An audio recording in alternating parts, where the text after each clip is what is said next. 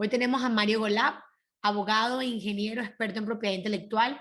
Nos enseña hoy, nos discute un poco de las 4 áreas más importantes en las que nos deberíamos enfocar. Nos comparte muchísimos tips y recomendaciones, nos comparte todo su conocimiento y cosas que deberíamos aprender y tomar en cuenta a la hora de emprender. Hola a todos, aquí estamos de nuevo en Coffee with Founders. Hoy tenemos al doctor Mario Golab con nosotros. Mario, muchísimas gracias por estar con nosotros. Él es el Buenos días, un fundador placer estar de con Golab ustedes. IP. Y bueno, un placer tenerte aquí con nosotros y poder compartir un rato contigo. Gracias, encantado de estar con ustedes y compartir un poco de alguna forma local. Yo soy, más que del título, soy un cosechador no de cerebros, sino de ideas. O sea, las ideas creativas son las que yo le doy vida. Entonces soy, vamos a decir, o cosechador o partero de ideas. Esa es mi Perfecto, profesión. me encanta. Y así, y por ahí vamos a ir y ya vamos a entender por qué Mario dice lo que dice. Mario, ¿por qué no empezamos un poquito con un poquito de tu historia? De donde, un poquito, cuéntanos un poquito cómo llegaste a formar tu compañía y tu firma. Casi todo lo que pasa en la vida creo que es un accidente, ¿no? Algunas cosas sí, de chiquitito. Yo tenía 6 años y quería diseñar aviones, o sea que eso la tenía clavado. ¿Cómo se metió en mi cabeza? No sé. Pero te puedo decir que a los 18 era técnico aeronáutico y a los 23 era ingeniero aeronáutico y a los 24 había diseñado 2 aviones, que todavía vuelan, entre paréntesis. Pero las cosas de la vida, vine a Estados Unidos, entré a trabajar por esas cosas de la vida en la NASA, en California, y terminó el contrato. Vine porque había una pausa en donde yo diseñaba antes, y lo que terminó siendo un contrato de unos meses, de un año, terminó siendo más de 40. Wow. Estoy acá en Estados Unidos. Y bueno, me fui transformando porque realmente en los años 80 la aeronáutica civil realmente desapareció, ¿no? Quizás algunos se acordarán que existían varias fábricas de aviones, estaba McDonnell Douglas, estaba Lockheed que hacía el TriStar, y por supuesto había fábricas pequeñas, y de eso no quedó nada, quedó solamente Boeing que se comió a todos. Y bueno, como ingeniero aeronáutico ya era una cosa que era bien difícil. Me metí en la electrónica, que estaba justo naciendo en forma intensa después del desarrollo del transistor, pero eso fue en los años 50, pero la zona de Palo Alto de California fue una explosión. Hoy en día se llama eso Silicon Valley. Casualmente no hay en el mapa un lugar llamado Silicon Valley, pero si te fijas en toda la zona entre San José, que no existía, y Palo Alto, toda esa zona de Silicon Valley que hoy abarca un radio de casi 200 millas de ahí, porque llega hasta Sacramento y es una cosa enorme. Y hay, por supuesto, Silicon Forest y todo eso. Y grandes compañías que existían que desaparecieron. Estudié diseño de circuitos integrados de alta densidad en Berkeley. Y bueno, eso duró poco porque la verdad que no me gustó. Yo era más de los fierros, me gustaban los aviones, qué sé yo. Pero me hice un MBA en comercio internacional y empecé a trabajar en la parte de comercio internacional. Y en eso estuve expuesto a otro tipo de cosas. No es la venta, no es comprarme un caramelo, un disco duro, una computadora. Había un montón de problemas que tienen que ver con la índole legal. Si algo se puede vender en un país o no se puede vender. Por ejemplo, en esa época Brasil, para darles una idea, tenía restricciones. Entonces, ¿cómo haces para exportar? O sea, había muchos problemas legales. Y también en Brasil me pasó de que un señor registró la marca de la compañía que yo trabajaba, Seagate. Se puede decir marcas, pero bueno, sí. No sé. Entonces yo me estaba impersonando o apersonando como si fuera el gerente de una compañía que es brasilera con una compañía americana. Claro. Chocaban las marcas. Claro. Todo eso involucró un montón de tejes legales y me di cuenta de la importancia de la propiedad intelectual.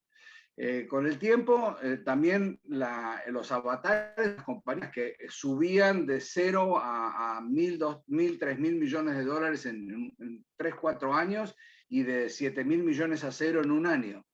Impresionante, o sea, los cambios fueron muy bruscos y muchas compañías que te puedo mencionar no existen más, así que mejor no mencionarlas. Y eso como un poco me forzó, porque cuando yo tenía 40 años era vicepresidente de una multinacional muy grande y tengo 40 años. Y digo, ¿y ahora qué hago? O sea, mi currículum parece un cementerio. Se murieron todas las compañías, te va a decir, las maté yo. Y en realidad no, es que la tecnología cambió tan rápido Y que lo que avanzaba. pensabas que un producto iba a tardar 2, 3 años o 5 años en vida, en un año lo pasaba otro o menos tiempo. Ibas a una feria. Entonces me metí en algo que es algo que es muy particular, que es la propiedad intelectual. La propiedad intelectual básicamente protege las ideas creativas de las personas.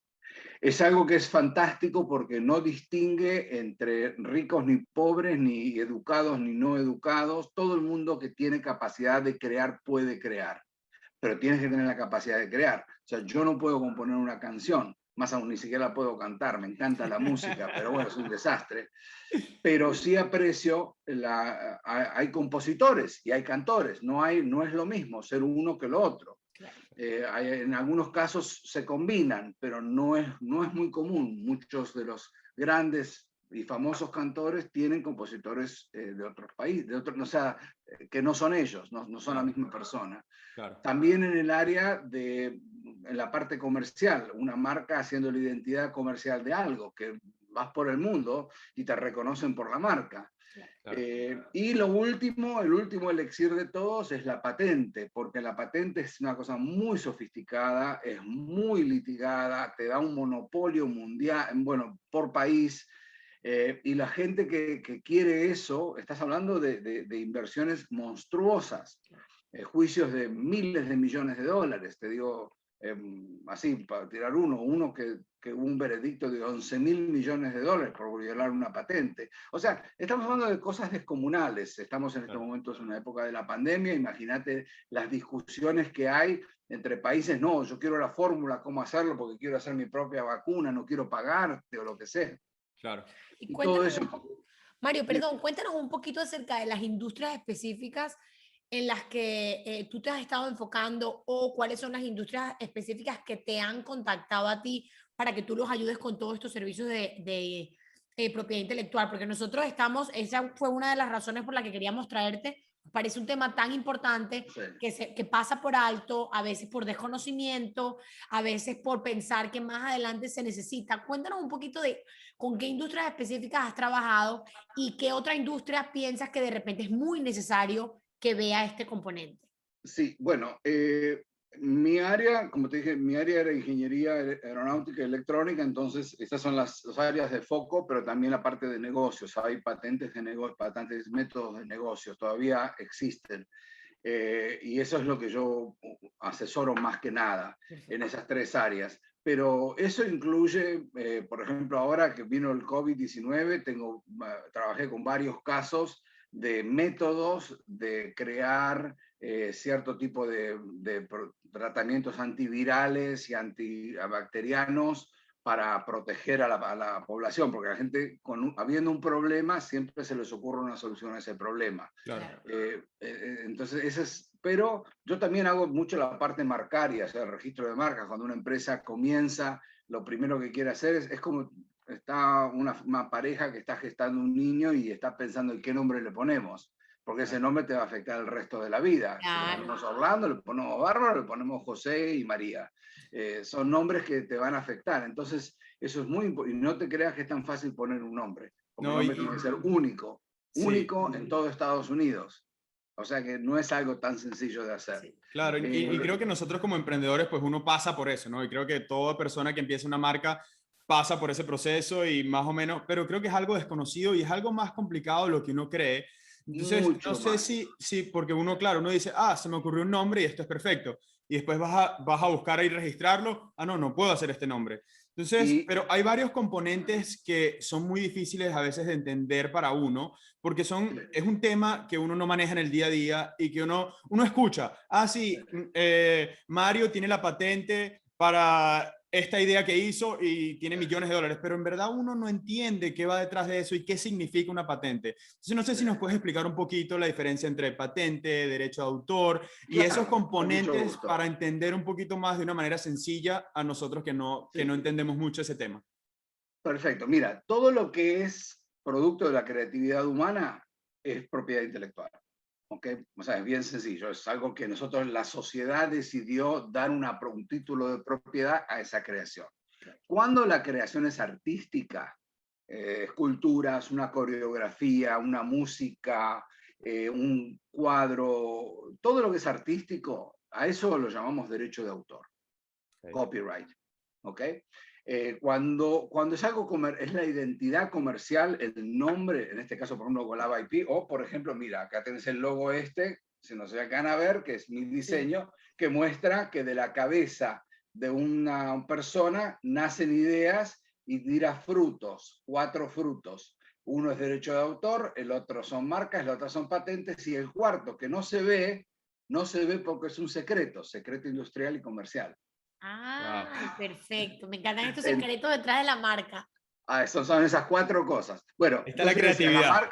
La marca es tu identidad comercial. Y finalmente, cuando la idea es práctica, o sea, tiene una utilidad, sirve para algo, no un concepto, no es una idea, es algo realmente que puede reducirse en una herramienta o un método de hacer algo. Eso es una patente.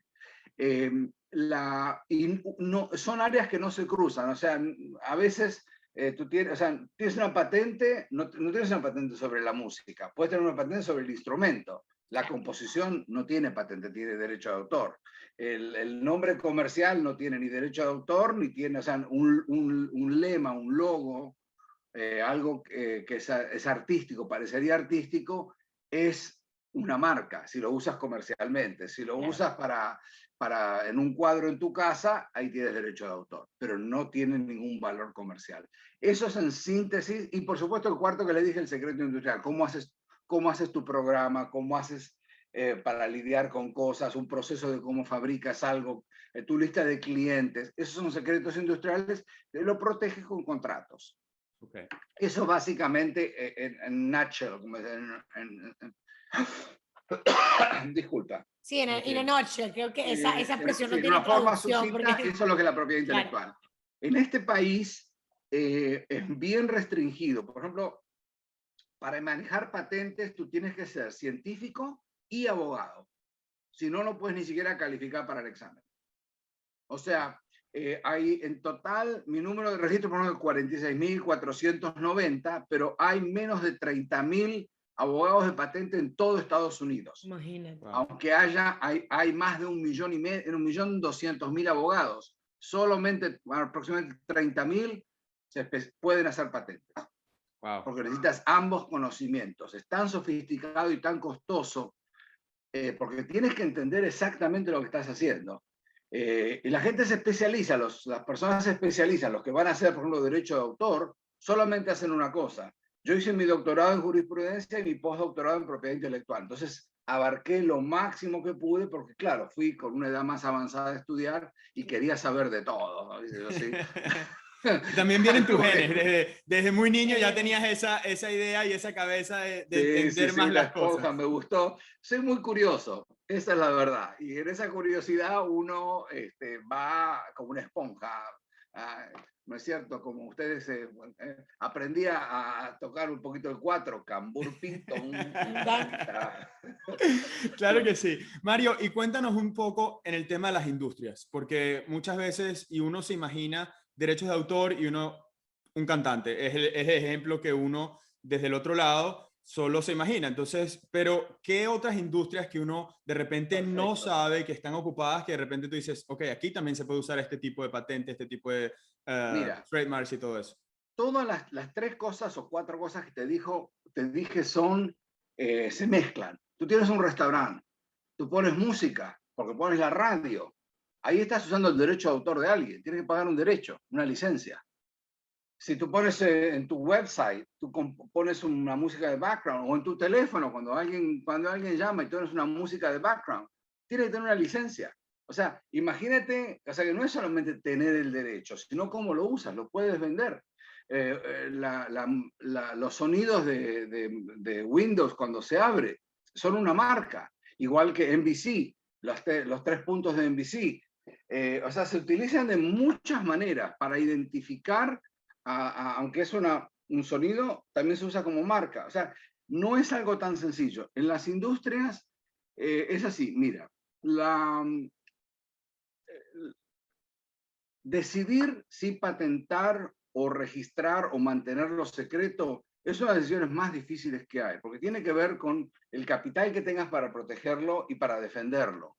Pero muchas veces tú registras no solamente para proteger que alguien inescrupuloso te copie, porque vas a encontrar que hay mosquitos y los mosquitos te van a picar, no importa que seas un gigante de 10 metros de altura, te van a picar. Y comercialmente va a haber gente inescrupulosa que va a hacer cosas que no son de lo mejorcito, ¿no es cierto? Pero, habiendo dicho eso, muchas veces la razón por la cual quieres registrar algo es porque quieres que tu competencia y tus pares te vean como una compañía creativa. Porque hoy en día tú puedes usar las manos para generar dinero, pero no vas a generar riqueza. Si te fijas en los países más ricos del mundo, son todos países donde más del 50% de los activos son de propiedad intelectual. Más aún, te voy a decir, si te fijas en la bolsa de valores de cualquier país, nunca menos del 60% de cualquier compañía que cotice es propiedad intelectual. Te lo pongo de esta manera. Imagínate que por un lado te doy, digamos Coca-Cola, te doy las fábricas, los aviones, todas las cosas que tienen las embotelladoras, todo eso te lo doy por un lado. Y de otro lado te doy un papelito que te digo que te doy la licencia de la marca. ¿Cuál elegís? La licencia de la marca con los ojos cerrados. Exacto, porque con el otro no puedes fabricar, mientras con otro pones la botella a lo lejos y la ves. O sea, la propiedad intelectual es tan valiosa que vale más que el 90% de todos los activos que puedan ahí depreciarse. 100%. Y eso pasa en todos los sentidos. Acaban de vender la biblioteca de música de Michael Jackson, creo que la compró Paul McCartney. ¿Cuántos cientos de millones de dólares pagaron? Sí, imagínate. Imagínate, o sea, no es algo que es así nomás, o sea, tiene valor y un valor enorme en la sociedad, porque nosotros reconocemos esa música muy rápidamente y la identificamos. En las obras de arte no solamente son para agradarnos, sino porque tienen un valor. Hay una diferencia entre costo y valor. Por ejemplo, el costo de un Picasso y el valor de un Picasso. El costo de un Picasso puede ser $20. Es el costo del lienzo más la espátula, el óleo y se acabó. Claro. Es el costo. El valor son, ¿qué? 10, 20 millones de dólares. Sí, nada cerca de $20. Para que vean, o sea, hay una gran diferencia y pasa por eso las sociedades invierten en propiedad intelectual para desarrollarse. Claro. Hago casos de algunos países, por ejemplo, los suizos. Los suizos hace 300 años vendían, su exportación más grande era exportar a sus hijos como mercenarios del ejército vaticano. Okay. Y eso que lo que queda hoy en día en Roma son los descendientes de esos mercenarios. Pero se cansaron de vender hijos, porque Suiza no tiene recursos naturales, no tiene nada, no podés cultivar nada. Las vaquitas serán felices, pero se mueren de frío. O sea que no hay mucho para hacer allá. Entonces lo único que hay para hacer es explotar esto. Lo mismo pasa con Israel. Israel es puro desierto. Israel no tiene nada, no tiene agua, no tiene nada. Solamente tiene gente que lo pone entre los primeros países del mundo en muchas áreas. Claro. Los suecos lo mismo. Lo mismo Singapur. Singapur es una islita rodeada de 100 millones de malayos que los quieren comer vivos. Y en el año 63 tuvieron que independizarse. Y mira lo que es Singapur hoy en día. Y eso es pura propiedad intelectual. Antiguamente la riqueza venía de cazadores y recolectores. Agarrábamos y teníamos aquí hasta el arbolito, la fruta madura, comíamos, qué buena vida. Y cuando alguien quería eso, tenía que juntar otra tribu para atacarnos. Y se quedaba con eso y nosotros nos alejábamos. Con el tiempo a alguien se le ocurrió, vamos a plantar una semilla y eso creció. Entonces la riqueza ya no viene más de la costa de buscar dónde van los animales o dónde está la fruta madura. Podíamos esperar que creciera, pero ahora íbamos a necesitar cultivar eso, necesitamos campesinos, pero también necesitamos, para hacer más dinero, robarlo con un ejército. Ahí nace el ejército. Una vez que vino la era industrial, el ejército no sirvió para nada. Necesitamos canales de distribución. cuando inventaron, no, bueno, la imprenta, que se fue el primero, pero digamos la máquina de vapor, ¿no es cierto? Con esa máquina de vapor podíamos producir un montón de riquezas sin necesitar de tener la materia prima. Sí. Pero necesitábamos traer la materia prima, o sea, necesitábamos la logística de barcos. Y eso por eso convirtió a Inglaterra en un imperio tan grande. ¿Ok? Pero ahora, países que están en cualquier lado, mientras tengan la capacidad creativa, pueden crear. Y si pueden crear, esas personas ya no las podés conquistar con un ejército. ¿Qué vas a ir a Seattle a agarrar al ejército, a agarrar a la gente? Camina, se levanta, se va a 2 horas, está Vancouver, se acabó. Se acabó. Yo creo que esa Se parte... acabó, digamos, una décima parte del poder económico de Estados Unidos si la gente de Seattle se muda para Vancouver. Sí. Fíjate lo que es, fíjate lo que le pasó a Cuba. Se fueron los cubanos, mira lo que es Miami, y si sabes lo que es Cuba es un desastre. Ustedes son de Venezuela, es la misma historia. ¿No es cierto? Tienen ahora, los cerebros se vinieron para acá. Gracias. 100%, estamos totalmente de acuerdo contigo. Otra de las razones por las que queríamos también hablar por esa importancia de la propiedad intelectual, de la creatividad, de tú proteger todas estas cosas intelectuales que de alguna manera te permiten ser mucho más flexible en el lugar donde estás, en el espacio, y tú puedes transportarte con eso sin necesidad de ya proteger algo físico, algo establecido. Cuéntame un poco, Mario, sobre el cliente cuando llega a ti. ¿En qué momento llega? ¿Es más previniendo, tratando de prevenir algunos problemas al futuro, empezando una compañía ya una vez que estén establecidos? ¿Cómo funciona un poco ese proceso? Me da curiosidad. Sí, bueno, excelente pregunta. Hay dos tipos de clientes. El cliente que tiene un poquito de sofisticación, que conjuntamente con comenzar empieza a preguntar y alguien le dice, mira, lo primero que tienes que hacer es registrar tu marca, porque no vas a poder operar en un mercado litigioso como lo es Estados Unidos sin tener tus registros en orden. Registrar tu compañía, registrar tu marca, registrarte, abrirte una cuenta de banco, eventualmente fijarte cómo vas a operar, si vas a operar en forma virtual o en forma física. Hay un montón de decisiones. Entonces, ese cliente es el que llega a mí temprano. Normalmente, si es muy inteligente, llega como un año antes de comenzar una operación, sobre todo si hay una importación de por medio o algún tipo de comercialización, empieza con eso. No tiene nada que ver si el negocio es pequeño y es por decir, un restaurante o es una empresa que creció. No, no, al contrario, cuanto antes, siempre mejor. Muchos de los clientes que vienen a mí por por asegurarse su derecho de autor, vienen cuando tiene que ser, que es cuando completan la creación. En ese momento vienen y se quiero registrarla. Muchos no lo hacen y después, ay, me robaron la propiedad y ahora me copiaron la música, mira acá está, yo la compuse y ahí empieza, ahí es cuando es carísimo. Empieza la Vas a batalla.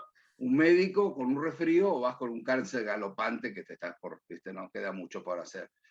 Salvo que tengas mucho dinero, siempre hay algo para hacer. Pero bueno, en el caso de las patentes, la gente se les ocurren ideas, las ideas no son protegidas, sino que entonces los ayudo a reducir esa idea a algo práctico. Si pueden reducir a algo práctico, entonces ahí viene como y se registra como patente. Hay compañías sofisticadas que saben, que llegan a un punto donde han ejercido algo y ahí es donde vienen a mí. La pandemia lo que ha hecho es que la gente se sienta mucho más cómoda haciéndolo a distancia. Yo te digo, 60% de mis clientes vienen de todas partes del mundo, como te comentaba antes, tengo clientes en Italia, en España, en Arabia Saudita, en Israel, en Rusia, en Estados Unidos, Canadá, mucha gente de Sudamérica, obviamente, hablando castellano, hablo portugués también, así que tengo clientes muchos de Brasil también. Y entonces me encanta porque los puedo asesorar y guiarlos. Mucha gente piensa, bueno, ¿qué voy a hacer? ¿Cuánto cuesta? La primera pregunta. Realmente es la última pregunta para tener, porque realmente hay que verificar que el profesional sea un idóneo que sepa sobre el tema que están hablando, porque no tiene sentido, no puedo guiarlo quizás en la área comercial.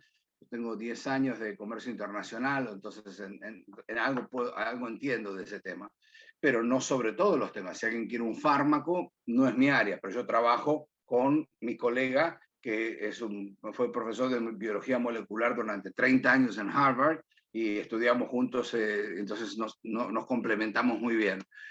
Porque sí, se requiere cierto nivel de conocimiento profundo para lidiar con una patente. Entonces, el cliente depende realmente de en qué momento de sus necesidades viene a mí. Viene después de, por ejemplo, escribí un libro, ¿qué hago ahora? Muchos tienen, ay, me lo voy a mandar por correo, le voy a poner una estampillita y ese es el derecho de autor de los pobres. No, no es así. Pero bueno, Cada quien a sus posibilidades y a su entendimiento. Y creo que eso es parte de lo que hablamos al principio, el entendimiento y lo complejo que es este tema, porque muchas veces ese ejemplo del libro yo lo mando por correo, le pongo una estampita y ya estoy listo. También yo creo que es falta de educación y falta de entendimiento. ¿Cuál crees que es el mayor problema que enfrentan tus clientes en este aspecto, en este es tema? el entendimiento. Estamos en una época de transición. Todo el mundo entiende que hay máquinas que transforman materia prima. Quizás no entienden la máquina en sí ni cómo opera, pero entienden que puede haber una máquina que agarre una roca, la derrita, la funde y termina saliendo del otro lado un metal que hacen un auto. O sea, de alguna forma conceptual, porque ya vivimos en la era industrial de más de 500 años. Estamos en una transición de la economía industrial a la economía del conocimiento, donde el producto que se vende no tiene nada que ver con una máquina, solamente es el conocimiento. Entonces, esa transición hace que haya jugadores que no entiendan muy bien cómo funciona.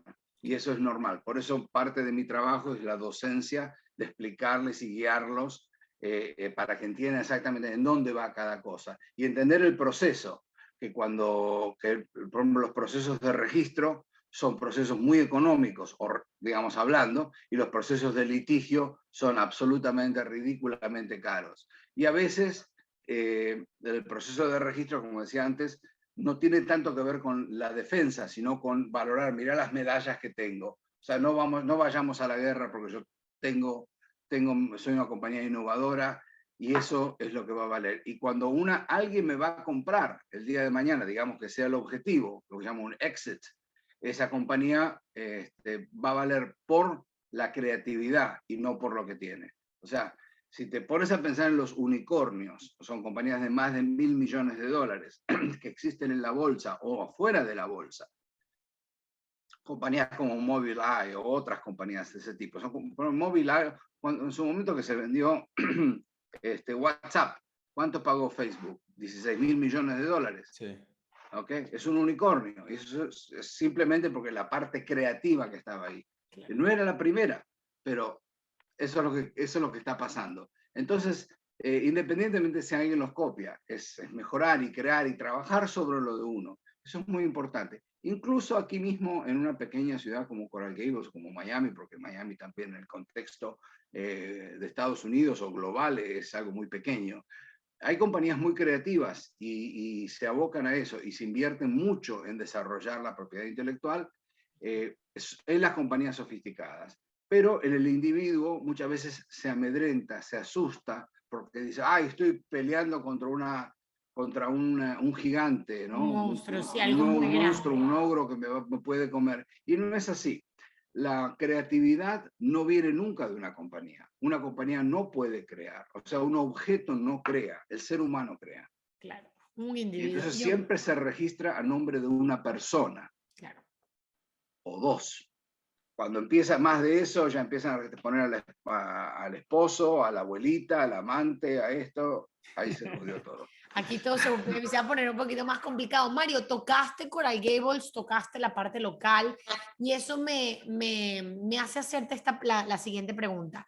Muchas de las personas que ven los videos, personas con las que trabajamos, el día de mañana vamos a abrir el espacio de oficina, son profesionales que tienen una marca, están empezando una marca o la están desarrollando. ¿Qué consejo nos puedes compartir para esas marcas locales? ¿En qué se deberían enfocar, entendiendo el presupuesto que tienen cuando empiezan un proyecto o cuando empiezan un negocio, entendiendo el poco personal que tienen, entendiendo el poco conocimiento? ¿qué consejo le darías en qué se deberían enfocar? ¿Es solamente en la marca, en el dominio, que sé que también es algo que ofreces? ¿Cómo nos ayudarías a recomendar esto? Bueno, déjame empezar por algo importante. El dominio, la marca y el registro de la compañía son tres animales diferentes. O sea que no tienen nada que ver. Si tú tienes uno, no necesariamente tienes el otro. O sea, tienes que tener los tres para poder actuar independientemente. Si tienes uno, no te da derecho al otro. Empecemos por ahí. Otra cosa, estamos en la época, espero por decir post pandemia, pero por lo menos estamos al final. Estamos viendo la luz al final de este túnel y no es un tren que viene en contra, sino que vemos la luz La realmente. luz. La luz, y esto, sí, yo por lo menos ya me vacuné 2 veces, espero que todo el mundo que escuche se vacune o se haya vacunado, pero lo que eso ha transformado, lo que ha traído de bueno todo esto, es que hoy en día un pequeño negocio no es un pequeño negocio, porque a través de la internet se puede proyectar localmente, estatalmente, país, y también al mundo, porque realmente no hay límites para lo que uno puede hacer para todo. Hoy en día importamos medicina de Canadá y de otros países, y exportamos un montón de cosas y conceptos, o sea que no necesariamente un negocio que esté solamente en Coral Gables piense aquí, aunque comience aquí. Pero incluso para las personas que quieren decir, no, yo quiero algo solamente local, es muy importante hacer siempre la verificación, que uno no esté pisando sobre los derechos de otro. ¿Okay? Entonces uno tiene una marca y de repente tiene un negocio que lo abrió, le puso una marca hasta genérica, lo que sea, algo muy sencillo, y después pasa que alguien se come un juicio de otra persona y dice, pero ¿por qué? Si yo no hice nada, si yo estoy aquí nomás. Es que ese tipo de negocio está pisando los derechos de otra compañía, otra persona que tiene esas marcas o esos derechos. Y eso es muy importante entender. A pesar de que parezca algo simple, voy a poner un barcito, voy a hacer, no sé, pequeños con medialunas rellenas de queso, no sé, algo así, algo sencillo, ¿no? Y después dicen, y lo voy a llamar, no sé, Caracas, por decir así. Y bueno, y viene alguien y le hace un problema por eso. O sea, 100%. no es sencillo. Hoy en día, otro de los errores que a veces cometen los inmigrantes, sobre todo, no tanto los nacionales, que piensan y dicen, le voy a vender a mi comunidad. ¿Y cuántos venezolanos hay? Hay 100.000. ¿Y cuántos colombianos hay? Hay 200.000. ¿Cuántos cubanos hay? Bueno, hay 1,5 millones. Y les voy a vender a esa comunidad. Señores, el país y el mundo quiere todo. No hay que limitarse a nada. O sea, los límites están en la cabeza de una persona, no están en el mercado real. El mercado real acepta algo bueno y mejor y novedoso. La gente corre a través de esas cosas. Cuando yo llegué a este país, afortunadamente hace 40 y pico de años, el dulce de leche no existía.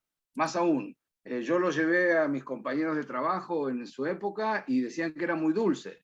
Hasta que vino una compañía en Nueva York que hacía helado, se llama Häagen-Dazs, y le puso dulce de leche. Y se hizo, ahora todo es dulce de leche.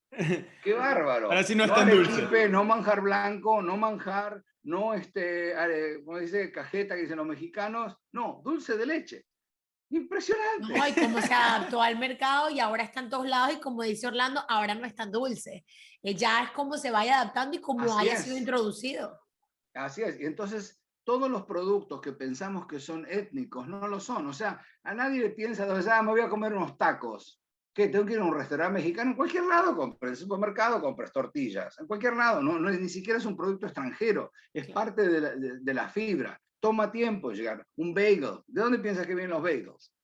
¿De una comunidad judía de Hungría o de Polonia? Y ahora vas a Kansas y conseguís bagels. ¿Qué puede fabricarlo? Cualquiera. Y cada vez lo hacen mejores. Claro. Es así. Entonces, el pequeño negocio no es un pequeño negocio. Y que esté en una ciudad como Coral Gables, que es una ciudad de gente sofisticada y educada, lo potencia más a entender que puede conquistar el mercado en general. Entonces, ese cliente es el cliente que más tiene que venir y entender, porque yo funciono como un hombre de negocios, no como un abogado. Un abogado es reactivo. Tienes un problema, yo te lo resuelvo. Yo proyecto a dónde quieres ir y déjame que te guíe cómo llegar. Porque si yo te tengo que resolver un problema va a ser muy costoso. Claro. Que es el litigio o alguna, aunque no sea litigio, es intercambio de cartas amenazadoras. Yo trato de evitar todo eso. Trato de entender, bueno, si tu objetivo es este es el plan de acción que tienes que tener. Si tu objetivo es el otro, es otro plan de acción. No todos funcionan igual. Y eso es entender el mercado, el primero, sobre todo entender lo que el cliente, cuáles son sus objetivos, no mis objetivos. Yo puedo pensar que uno puede ir alrededor del mundo a buscar las cosas, pero el cliente tiene sus objetivos. Y de acuerdo a eso, asesorarlo correctamente dentro con toda esa caja de herramientas que se llama propiedad intelectual. Increíble. De verdad, Mario, que no podemos cerrarlo de mejor manera y concluir con un concepto de propiedad intelectual que para muchos, como lo comentamos, es muy complicado, muy complejo, muy desconocido y que, bueno, lo has puesto en palabras sencillas para que mucha gente lo pueda entender y esperemos que ayude a que mucha gente empezando un negocio tome las iniciativas y registrar su marca y hacer todos los pasos pertinentes para estar preparados y prevenir esos problemas que tú dices que pueden venir en el futuro. Mario, de verdad que un placer haber estado aquí contigo, Gracias a compartir esta media ustedes. horita contigo. Gracias a ustedes y sobre todo gracias a todos los inventores que hacen nuestra vida la más fácil cada día, porque sin esas personas estaríamos todavía picando piedras. Pero cada uno de los inventores que vienen de no sé dónde, nos hacen la vida mejor y vivimos en la mejor época de la humanidad y lo que se viene es cada día mejor. Así que bueno, gracias a ustedes por el tiempo y de darnos un camino para explicarle a la gente qué es y cómo hacen y bueno, gracias. Claro que sí, muchísimas gracias, Mario. La mejor de las suertes, que todo siga yendo tan bien como ha ido y que bueno, pronto ya podamos salir de toda esta pospandemia como estábamos comentando. Pero Amén. muchísimas gracias por tu tiempo, por compartir tu conocimiento y nos vemos el próximo martes en Coffee with Founders. Encantado. Gracias a ustedes.